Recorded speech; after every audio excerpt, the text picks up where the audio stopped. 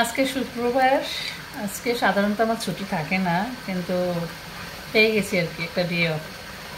তো রান্না করছি, তো রান্না ফাঁকে ফাঁকে একটু বাদামও খাচ্ছি আর কি।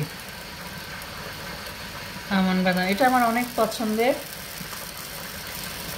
প্রায় খাই, বিকালবেলা খাই, মাঝে মাঝে ধরেন 12টা সাড়ে 12টার দিকে একটু খিদা লাগলে একটা দুইটা খাই আর কি।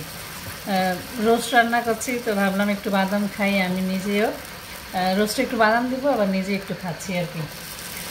তো বাদামটা খেতে গিয়ে আর কি একটা কথা মনে হলো যে আপনারা যারা আছেন মাঝবয়সী, তারা নিজের একটু যত্ন নেবেন। এই সময় দেখা যায় হাড়ের অনেক ক্ষয় হয়, কাজে একটু বাদাম বা ক্যালসিয়াম আছে যে খাবারগুলো, সেগুলো একটু খাবেন, তাহলে দেখবেন যে একটু ভালো থাকতে পারবেন আর কি। আমরা মহিলারা আসলে নিজেদের যত্ন একদমই নিতে চাই না। পরিবারের সবার যত্ন নিতে পারি, কিন্তু নিজেদের যত্ন নিই না। এই জন্য আমরা ভুগিও বেশি আর কি। আমি নিজেও একই পথের প্রতীক। আমি যদি এক সপ্তাহ একটু ভালো করে চলাফেরা করি, পরে 2 সপ্তাহ আবার খুবই খারাপ অবস্থা, একদমই অনিয়ম।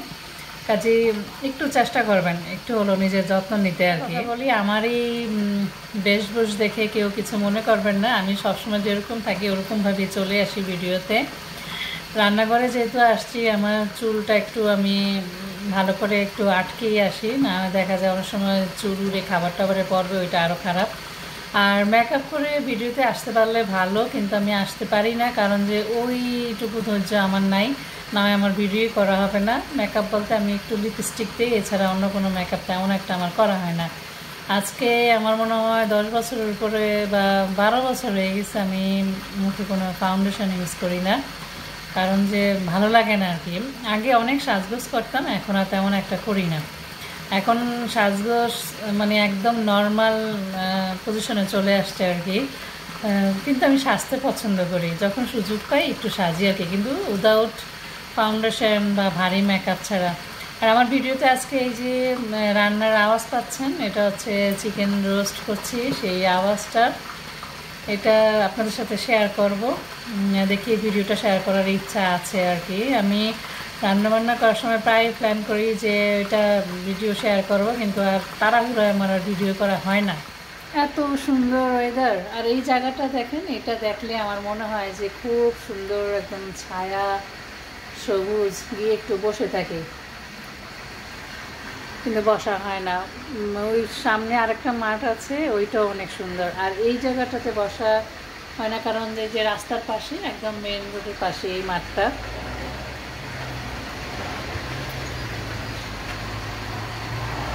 আর অত্র এলাকার যত কুকুর আছে সব এই যে এদিক দিয়ে হাঁটি হাঁটি নিবে, আর হাঁটতে হাঁটতে এগুলো দেখা যায় এই কোনায় ওই কোনায় টয়লেট করে।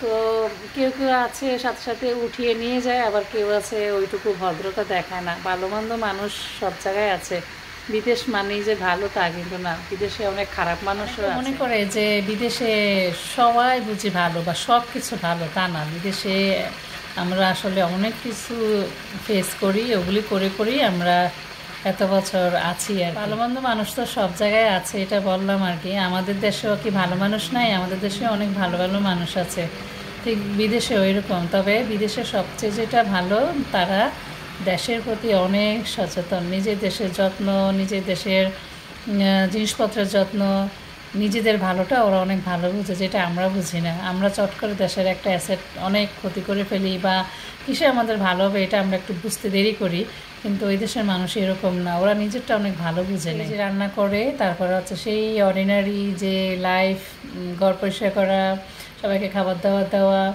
তারপর হচ্ছে যে পরের দিনের কিছু কাজ একটু গুছিয়ে রাখা, আবার ওয়াশিং মেশিনে এক মেশিন কাপড় চোপড় হয়ে আছে, এগুলো একটু মেলতে হবে, মানে আর 4-5টা মহিলা যা করে তাই। এই যে নিয়মিত ব্লগ দিই না, অনেকে দেখবেন যে খুব নিয়মিত ব্লগ দেয়, তাদের পেজ গ্রো হয়, আমারটা হয় না। কেন হয় না জানেন? কারণ যে আসলে আমাদের জীবনে অত বৈচিত্র্যতা নাই যে আজকে ওই জায়গায় যাব, কালকে ওই জায়গায় যাব, ওই পার্টি এগুলো আমাদের জীবনে নাই। আমরা কিচেন, কাজ, বাসা এটুকুর মধ্যে আমাদের জীবন সীমাবদ্ধ।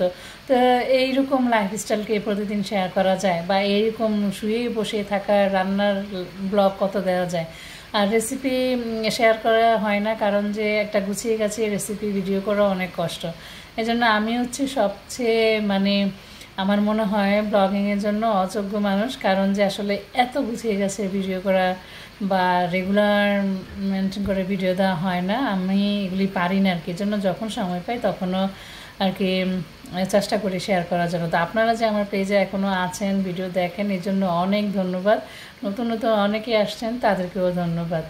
তো আজকের এই টুকিটাকি আলাপ শেষ করলাম। সবাই ভালো থাকেন। আল্লাহ হাফিজ।